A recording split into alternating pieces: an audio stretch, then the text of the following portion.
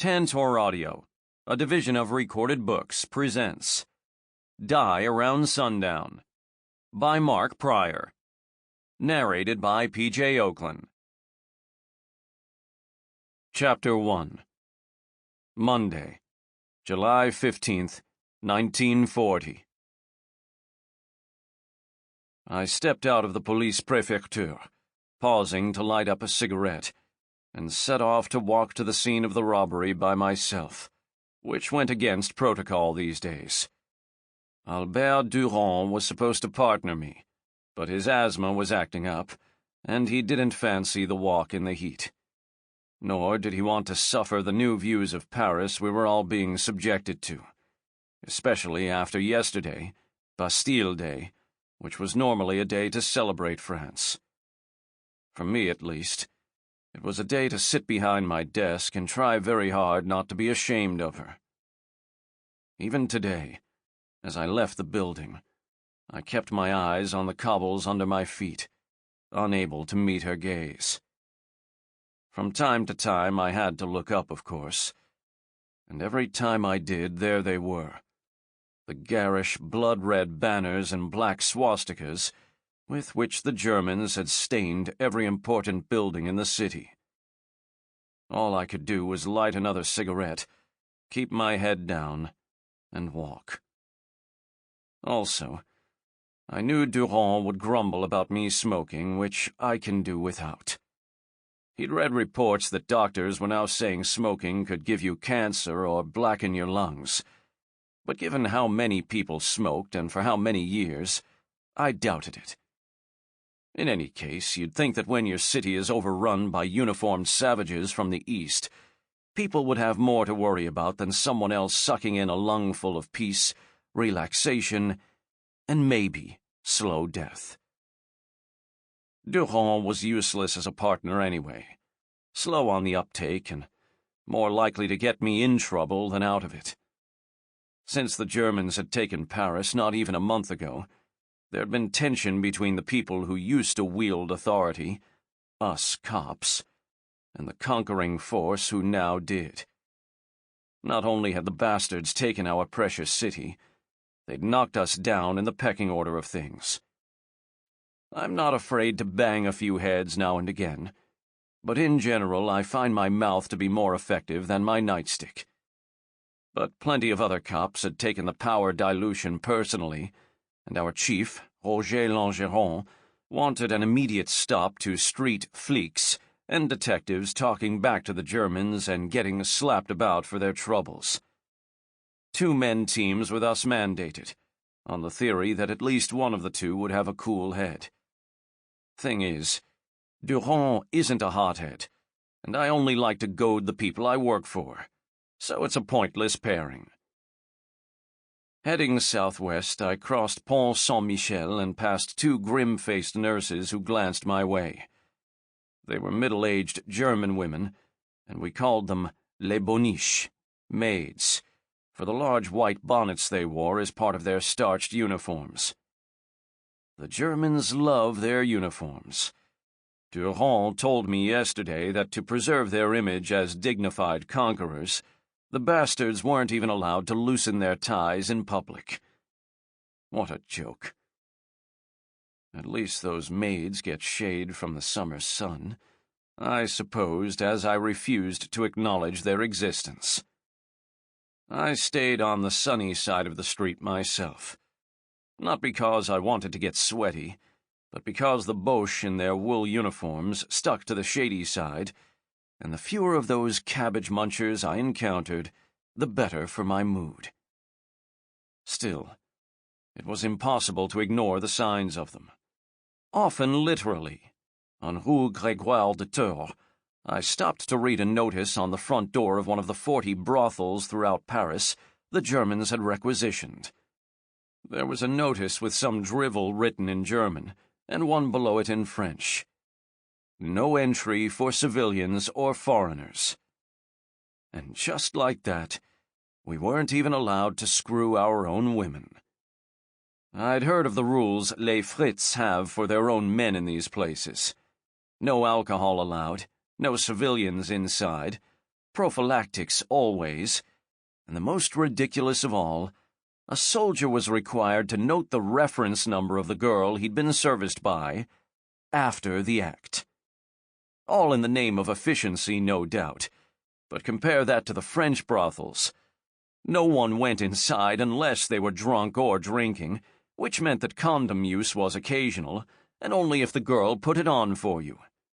And no goddamned reference numbers. They had real names like Chantal and Princess and Glou-Glou. Well, no one is christened Gobbler, but how nice she got to choose a name to match her skills. I crossed Boulevard Saint-Germain and started down Rue de Rennes, slowing as I passed the open doors of a bakery. The smell of fresh bread and sweet pastries drawing me in like a siren. I stopped in my tracks when a baby-faced German got to the door first and held it open for me, an anxious grin on his face. Suddenly, I'm not hungry anymore. I said it slowly so he'd understand, and I watched the grin drop from his face, enjoying every second of his discomfort, and then kept walking. I turned my mind to what little I knew about the robbery. The victim was a famous psychoanalyst who lived in a beautiful house and was well connected. I touched my jacket pocket to make sure my trusty notebook and pencil were ready to flesh out those meager details, but by the time I got to the 3-story house, I was just glad to step out of the heat. Even gladder when I saw the lady of the house had put a tray on the foyer's circular table with glasses of cold water for the cops who were already there, which I was not expecting. There were 2, and my heart sank at the sight of them. One in particular. I didn't much mind Marcel Rapace. I'd only come across him and his drooping mustache a couple of times, and we'd never had a beef. Not so with Georges Guillard, with whom everyone at the Préfecture had had the whole cow. His nickname was Gigi, and not just for his initials. He had the long face and big eyes of a horse, but one that hadn't been fed in a month. His trench coat, which he wore no matter the weather, hung off his thin, sloping shoulders, and no one, I suspect not even his mother, had ever seen him smile. Of course, the other thing that made my heart sink was that they were murder detectives. "What are you doing here?" Gigi asked. Being a fine detective myself, I recognized the sneer he barely bothered to conceal. "I was told there was a robbery." "There was, and then a murder. Or the other way around, it doesn't much matter. Either way, no one needs a bumpkin from the robbery division." I moved past him into the living room of the grand house and looked around at the velvets and silks for furniture fabric, the paintings of horse races and pheasant hunts on the stretched canvases, and took in the smell of polish and gentility all around, which, I thought, I wouldn't recognize if I was a real bumpkin. "Where is that accent from?" Rapace asked. I couldn't tell if he was sucking up to Gigi or genuinely curious. I gave him the benefit of the doubt. "Pyrénées." I looked around. "So what happened here?" "Nothing you need to know about." Gigi looked past me as a woman entered the room. She looked to be about 60, with wavy, graying hair parted neatly down the middle, and a long pearl necklace she worried at with her fingers. She had thin lips and a rather prominent nose, but her most interesting feature was her wide-set and intelligent eyes. She looked past the other 2 detectives directly at me, and her eyes were a lot steadier than her hands. "And who might you be?" she asked. "I am Henri Lefort, madame." I gave her a small bow, which was rather out of character for me. It would make more sense later, though. I am Marie Bonaparte, she said, her eyes never leaving my face. And this is my home. It's very beautiful, I said, not knowing what else to say. Thank you. She looked at Gigi. Why do I need a third detective? You don't, he said curtly. He unwrapped a stick of gum, and I felt my blood pressure instantly rise. The few times I'd been around him, he chewed gum like a cow, with maximum force and maximum noise. I cursed the Americans for bringing the damned substance to France.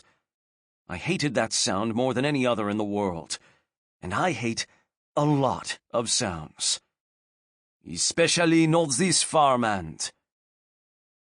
He didn't try to be nice, even when we were with our clients. Farmhand? Bonaparte raised an eyebrow. He's from the mountains, Gigi said snidely, popping in the gum. Maybe a shepherd. I'm from Castets in the Pyrenees, I told her. And don't chew that anywhere near me if you want to keep your teeth. Try it, Gigi said, and smacked his lips to rile me. You don't like each other? Bonaparte asked. She seemed almost amused. No one likes him, I said, and she glanced at Rapace for confirmation or denial. He just shrugged, giving her the former. Well, since you're here, you might as well help. She tilted her head just slightly, still looking at me. Gigi harumphed, but he already knew what had just dawned on me.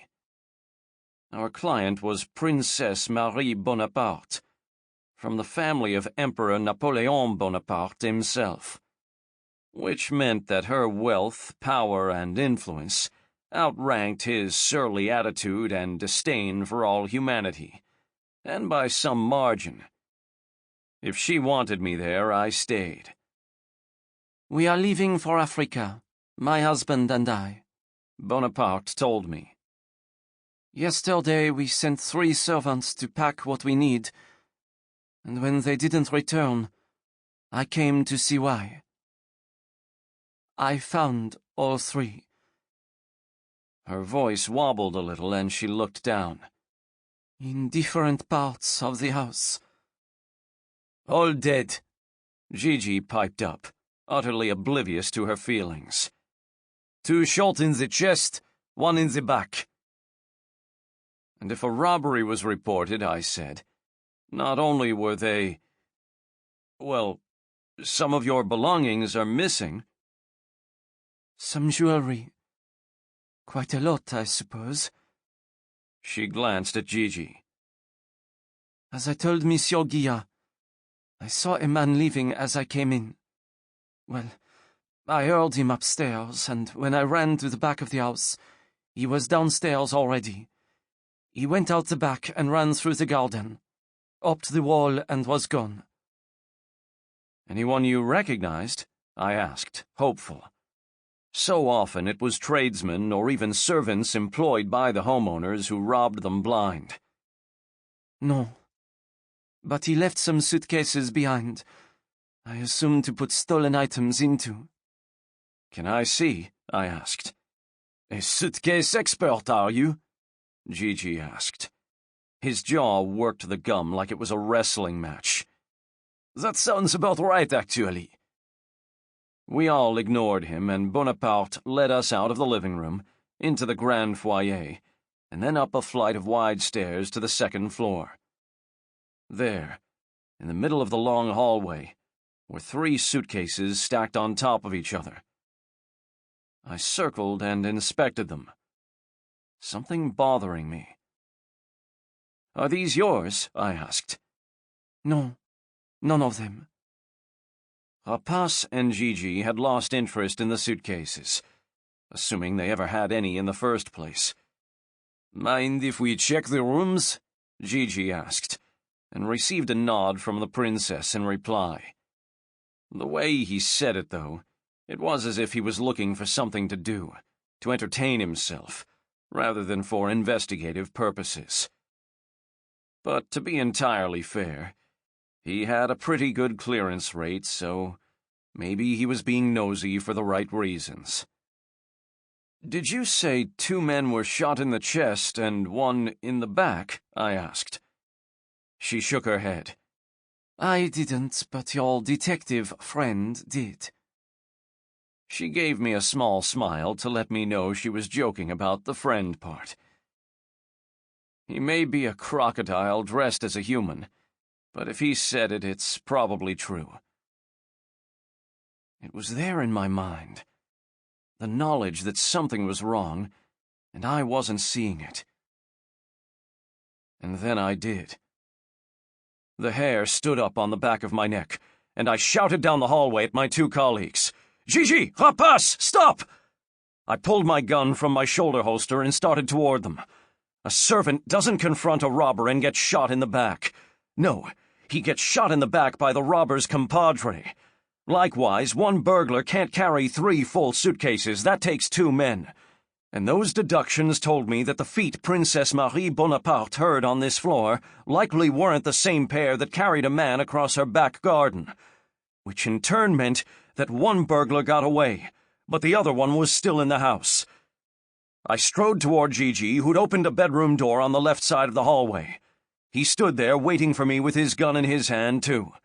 Rapace stood in a doorway a little farther down and across the hall, looking unsure, but also holding his pistol. "Just wait," I told him. Turns out, he didn't wait. He tried clearing that bedroom alone as we were clearing ours, but where ours was empty, his wasn't. The bang almost split my eardrums in the confined space, and I ran into the hallway with my ears ringing, just as a man in dark clothing stepped out, smoke still curling up from the barrel of his gun. I raised mine before his eyes focused on me and fired 3 times, the last as he was already falling. I turned at the sound of a squeal behind me and saw Princess Marie Bonaparte standing with her hand over her mouth, eyes wide with shock. I left her to Gigi and ran into the room where Marcel Rapace lay, propped against an oversized armoire, his legs spread wide, his white shirt now red with blood, and his eyes staring blankly at the wall opposite him.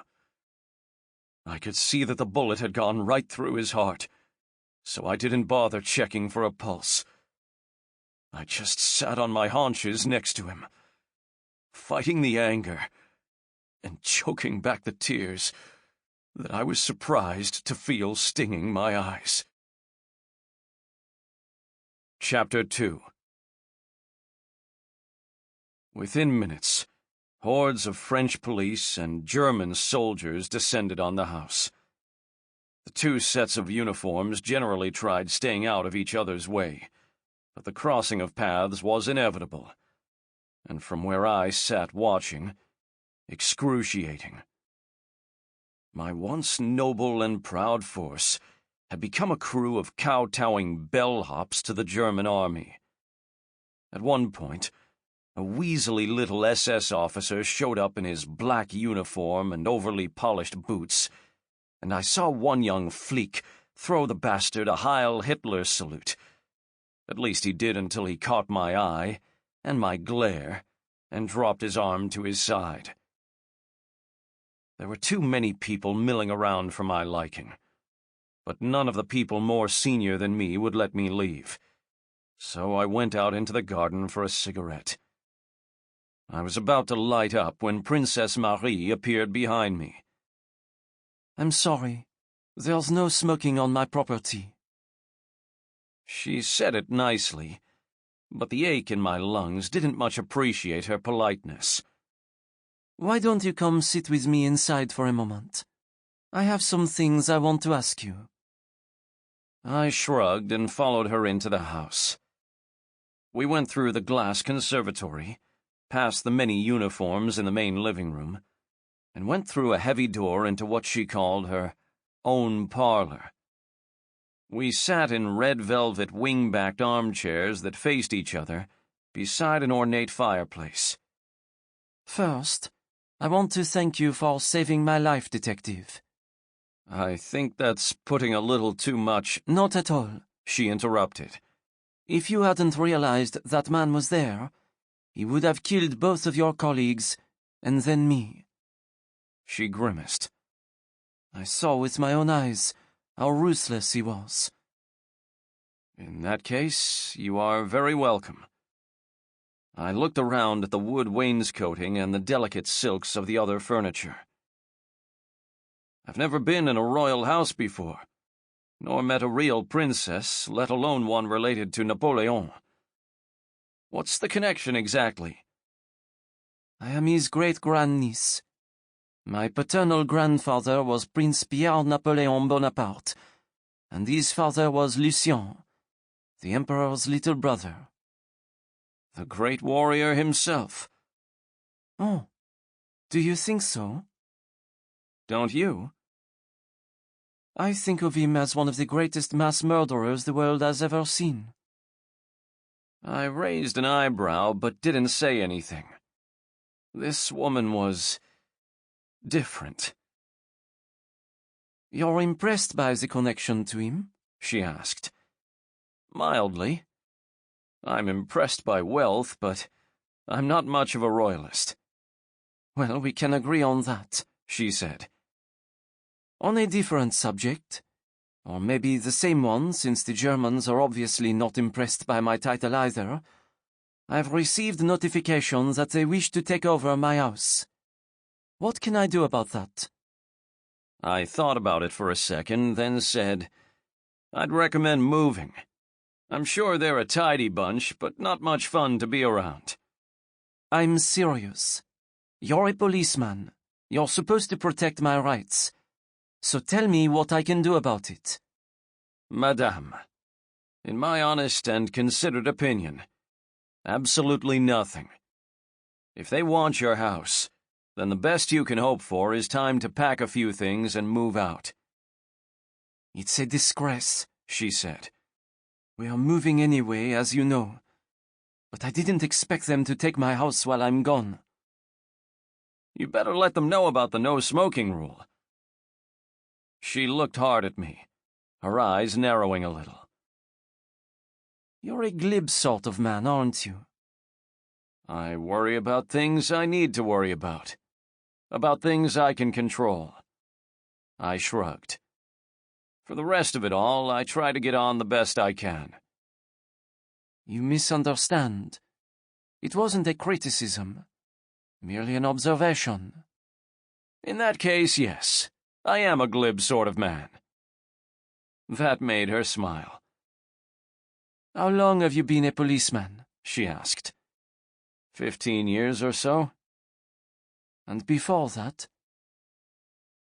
I wandered around a bit. I was in the army for the 1914 war. I'd wondered about that. She cleared her throat. Do you know who Sigmund Freud was? I nodded. Of course. One of those mind doctors. A psycho something. She smiled. If we're being precise, he was a psychoanalyst. I see. I didn't, and I didn't much care. We were friends, she said. I helped him get out of Austria. He spent a day right here in this house before heading to London. You knew him through your husband? My husband? Yes, someone told me he was also a psychoanalyst. Prince George? She laughed gently. He most certainly is not. So why did... I thought about it for a second, then almost blushed. I'd been told a famous head doctor lived at the house, but not who that person was. Ah, you're the psychoanalyst. Correct. She cocked her head sideways. I was Sigmund's patient, then his student, and then we became friends. He would have enjoyed talking to you. You're an interesting study. Me? No, not really. You are? She picked up a pencil and started tapping it absent-mindedly on her chair. The sound was irritating at first, and within seconds it was all I could hear. My mind works that way. I can't explain it, and I don't like it one bit. If someone makes a repetitive sound, even breathing loudly, I go from annoyed to angry in seconds. I extract myself from those situations whenever possible, but sometimes it's not. "Do you mind," I said as politely as I could, "not doing that?" Doing what? The pencil, tapping it like that. Then she surprised me. Most people, when I ask them to stop doing something annoying, do it more, trying to be funny. At which point I either explode or walk out. Yes, I know it's petty, but I can't help how certain sounds make me feel. I just can't. So I was happy when she just gave me a big smile and put the pencil down. You know, I was working on several interesting projects with Zygmunt before he became ill, she said. One of them was crime-related. How so? We called it aspect association. The basic idea is that you match aspects of a crime with those of a person's personality, and that tells you something about the criminal you're looking for. That doesn't seem... I struggled for the right word. Ladylike.